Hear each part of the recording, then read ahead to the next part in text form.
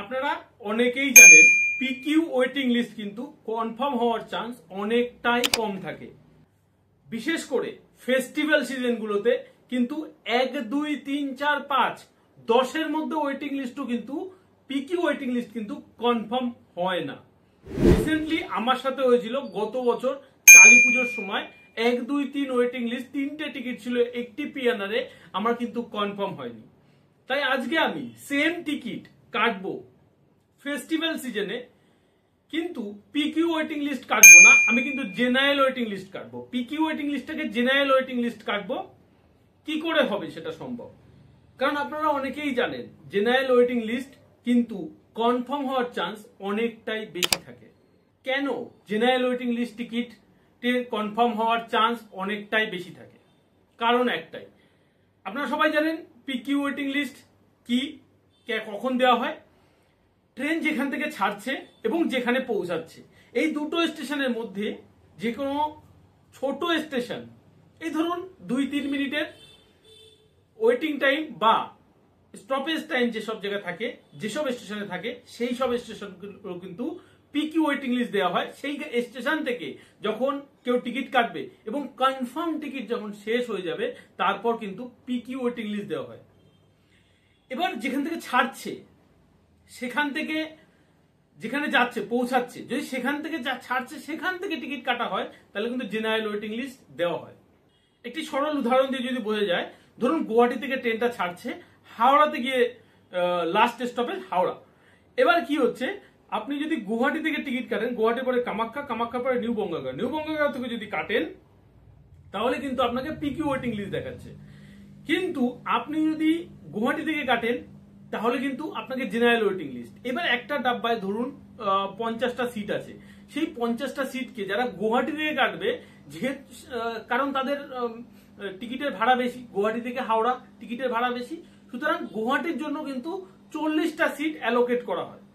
আমি একটা উদাহরণের জন্য বোঝাচ্ছি আপনাদের, এই অ্যামাউন্টটাকে ধরে বসবেন না, এই অ্যামাউন্টটা কিন্তু একটা উদাহরণের জন্য। 50টা সিটের মধ্যে 40টা সিট গুয়াহাটি থেকে যারা কাটবে তাদের জন্য দেওয়া হচ্ছে, অর্থাৎ জেনারেল ওয়েটিং লিস্ট। আর নিউ বঙ্গাইগাঁও থেকে যারা কাটছে, তারা কিন্তু 10টা সিটের মধ্যে খেলা হবে তাদের। এইবার 10টা সিটের মধ্যে লোক ক্যান্সেল করবে, আপনার নাম্বার আসতে টাইম লাগবে, কিন্তু 40টা সিটের মধ্যে কিন্তু আপনার চান্সটা বেশি থাকবে। আপনি বুঝতে পারছেন ব্যাপারটা? চলুন আরো সরল করে দিতে আমি এবার লাইভ প্রুফ আপনাদের ফোন স্ক্রিনে নিয়ে গিয়ে আমি দেখাচ্ছি আপনাদের। আমি আমার ফোন স্ক্রিনে, আপনারা ফোন স্ক্রিনটা দেখতে পাবেন পাশে। তো এখানে আমি প্রথমে আইআরসিটিসি রেল কানেক্ট যে অ্যাপটি, সেই অ্যাপটি ওপেন করে নিলাম। এই অ্যাপটি ওপেন করে আমি লগ ইন করে নেবো প্রথমে। তো আমি লগ ইন করে নেবো। আপনাদের কিন্তু টিকিট কেটে দেখাবো আমি, মানে এটা না যে আমি ফার্স্টে দেখাচ্ছি টিকিটে পেমেন্ট করবো না, আমি কিন্তু টিকিট কেটে দেখাবো লাইভ প্রুফ। তো এখানে ট্রেন অপশনে যাব, লগ ইন ঠগিং করার পর ট্রেন অপশনে যাব। আমি কিভাবে করলাম দেখুন, আপনাকে দুটোই দেখাবো, পিকিউ ওয়েটিং লিস্ট করো, পিকিউ ওয়েটিং লিস্টও দেখাবো এবং জেনারেল ওয়েটিং লিস্ট কিভাবে কাটলাম সেটাও দেখাবো। তো এখানে গুয়াহাটি টু হাওড়া করা আছে, আমি এখানে একটু চেঞ্জ করে দিলাম, নিউ বঙ্গাইগাঁও টু হাওড়া, মানে গুয়াহাটি কামাখ্যা, কামাখ্যার পরে নিউ বঙ্গাইগাঁও। এখানে আমি ডেটটা সিলেক্ট করে নেব। আমি এখানে আমার যে যাওয়ার ডেট, জার্নি ডেট, সেই ডেটটা সিলেক্ট করব।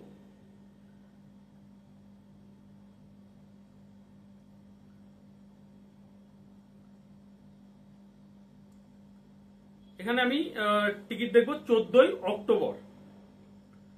যদিও ট্রেনের টিকিট পাওয়াটা খুবই কষ্টকর, কিন্তু তাও আমি টিকিট তো কাটতেই হবে। দেখুন এখানে ওয়েটিং লিস্ট 1 দেখাচ্ছে 14ই অক্টোবরে, নিউ বঙ্গাইগাঁও টু হাওড়া। তো আমি এখানে প্রসেস করলাম, এখানে একজন প্যাসেঞ্জার অ্যাড করলাম, আপনাদের দেখাচ্ছি ব্যাস দেখুন। তো এখানে পেমেন্টের জন্য আমি আগে যাব। এই দেখুন পিকিউ ওয়েটিং লিস্ট দেখাচ্ছে, PQWL1। এই PQWL টিকিট যদি কাটি পিছনের বছর 2024-এ, আমার কিন্তু টিকিট কনফার্ম হয়নি, 1, 2, 3 টিকিট কনফার্ম হয়নি। তাহলে বুঝতে পারছেন কনফার্ম না হতে পারে। তো আমি কোনো রিস্ক নেব না, কারণ টিকিট কনফার্ম না হলে আমার সমস্যা হয়ে যাবে খুব। তো আমি এই টিকিটটাকে জেনারেল ওয়েটিং লিস্ট করব। তো তার জন্য কি করতে হবে, আমি এখানে এই টিকিটটা কাটবো না, 1735 টাকা দেখাচ্ছে। ব্যাপারটা বুঝবেন, 1735 টাকা 40 পয়সা, রাউন্ড ফিগার 1736 টাকা। আমি আবার ব্যাক চলে আসলাম, ব্যাক চলে এসে আমার যে ট্রেনটা ছাড়ছে সেখান থেকে টিকিট কাটবো।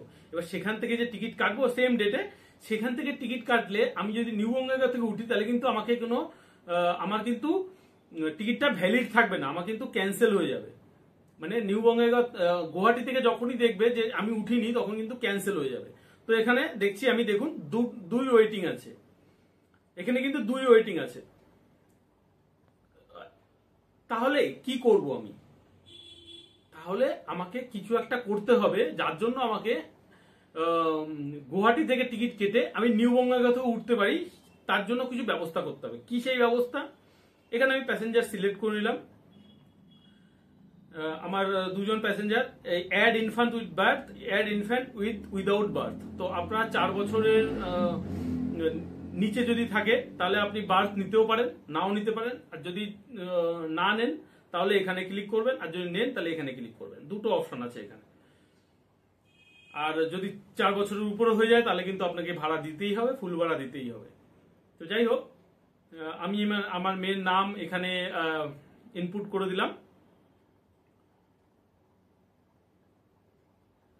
তো এখানে 4 বছর দেখুন, 4 বছর দেখাচ্ছে, ফিমেল 3 বছরের, যেহেতু আমি সেজন্য বার্থ নিলাম না। আমি এখানে লোয়ার বার্থ সিলেক্ট করে দিলাম, এখানে রিভিউ জার্নিতে যাব। এই যে এখানে চেঞ্জ বোর্ডিং স্টেশন, এইটাই কিন্তু মেইন। এখানে যদি আপনি গুয়াহাটি থেকে টিকিট কেটে গুয়াহাটি থাকে তাহলে কিন্তু আপনার টিকিটটা ইনভ্যালিড হয়ে থাকবে। ইনভ্যালিড মানে বুঝতে পারছেন, আপনি কিন্তু ভ্যালিড টিকিট থাকবে না আপনার। এইখানে আপনাকে চেঞ্জ করতে হবে।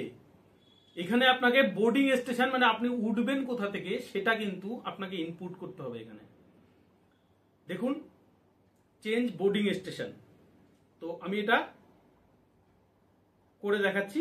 এই দেখুন নিউ বঙ্গাইগাঁও, কামাখ্যা, কামাখ্যার পরে নিউ বঙ্গাইগাঁও। আমি কিন্তু নিউ বঙ্গাইগাঁওটা ক্লিক করব, এবং নিউ বঙ্গাইগাঁওটা ক্লিক করার পরে কিন্তু আমাকে নিউ বঙ্গাইগাঁও থেকে উঠতে পারবো। আমার টিকিটটি কিন্তু ভ্যালিড থাকবে, আমার টাকা দিচ্ছি আমি গুয়াহাটি থেকে, কিন্তু আমি নিউ বঙ্গাইগাঁও থেকে উঠতে পারবো।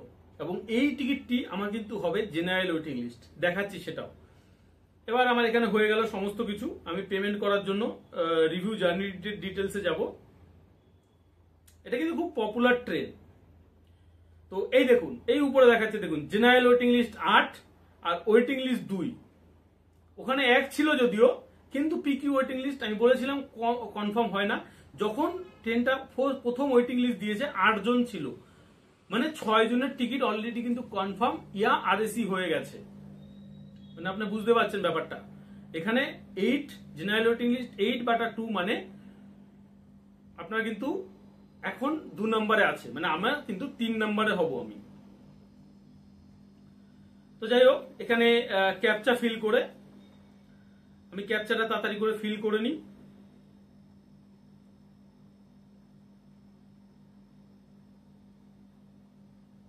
এখানে আমি পেমেন্ট করব। তো আমি কিন্তু জেনারেল ওয়েটিং লিস্ট কাটলাম, পিকিউ ওয়েটিং লিস্ট কিন্তু কাটলাম না। আপনারাও কিন্তু এরকম পিকিউ ওয়েটিং লিস্ট না কেটে, যদি ফেস্টিভ্যাল সিজনে খুবই যাওয়ার দরকার হয়ে থাকে, দেখুন এখানে প্রায় 2000 টাকা মতো, মানে 300 টাকা মতন কিন্তু বেশি পড়ছে আমার। এবং আপনি যদি টিকিট কনফার্ম না হয় পিকিউ ওয়েটিং লিস্ট কেটে, আপনি কিন্তু তৎকালে কাটতে হবে আপনাকে। তৎকালেও 300-400 টাকা বেশি দিতে হবে আপনাকে, তারপরে ঝামেলা পাবেন কি পাবেন না। তার থেকে বেটার আমি 300 টাকা আগে দিয়ে আমার চান্সটা আমি বাড়িয়ে নিলাম। তো এটাই হচ্ছে ফায়দা, যে আমার পিকিউ ওয়েটিং লিস্ট না কেটে আমি জেনারেল ওয়েটিং লিস্ট কাটলে আমার চান্সটা কিন্তু বেড়ে যাবে। যদিও আমি এখানে 300 টাকার মতন বেশি পে করলাম, কিন্তু তাও ওকে, আমার টিকিট কিন্তু কনফার্মেশন চান্সটা অনেকটাই বেশি থাকলো। তো এখানে পেমেন্ট হয়ে গেল, আমার কিন্তু টিকিট এখানে হয়ে গেল। আপনারা দেখতে পাচ্ছেন টিকিট এখানে আমার কমপ্লিট। তো আশা করি ভিডিওটি বোঝা গেছে। ভিডিওটি বোঝা গেলে অবশ্যই লাইক, কমেন্ট, শেয়ার করে দেবেন, এবং চ্যানেলে নতুন হলে অবশ্যই চ্যানেলটি সাবস্ক্রাইব করে বেল আইকনটি প্রেস করে নেবেন, কারণ এরকম অনেক ইনফরমেটিভ ভিডিও আমি কিন্তু আপনাদের জন্য এনে থাকি। তাহলে আজকের জন্য বাই বাই, ভালো থাকবেন সবাই।